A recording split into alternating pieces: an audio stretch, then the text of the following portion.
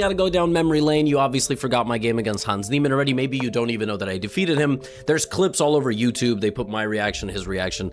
You know, it was a nice game. It was a really nice game. It was a Karo Khan, and I played the fantasy variation against him, and he played a very good line, e6, bishop b4, very professional variation. I played a3, which is a gambit line. You try to get your opponent to take, and take, and you can't take because of queen h4 check, but this line is very complicated and sharp, and Hans played very, you know, solid. He played bishop a5, and I've had a few grandmasters play this variation against me, and it's just difficult, you know, it's difficult to get anything here. Black fights in the center and has a very good position, but I managed to, you know, slowly outmaneuver Hans here. I advanced in the middle, I locked up the position so that his knight wouldn't be able to transfer through the center. He offered me a trade, I defended my bishop, he went knight f6, and I played h3, and obviously I was going to walk my king out of the center, so pawn takes, pawn takes. Now from the opening, Hans had an advantage. He had a better setup of pieces. His king was safer than mine, but I mean, I was just playing, and you know, he went rook c8, king h8. Sorry, not king h8. King h8 is the top move of the computer here, but he went knight h5. And tried to advance to the f4 square. Now I traded, I brought my king to h2, and suddenly this plan, you know, just wasn't the best for him.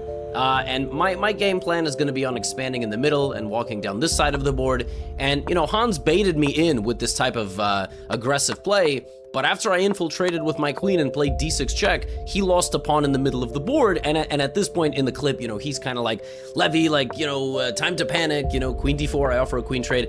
One of my best moments of this game was the move that I played right here.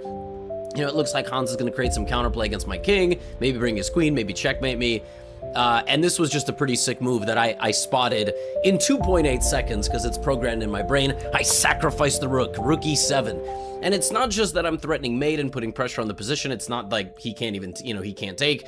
It's that he doesn't have many moves, right? So I go knight e4, and then I take, and queen e4, and we get into a time scramble ultimately where I am completely winning, right? I have this position, I'm 2 pawns up, but it's never too late for me to crap my pants.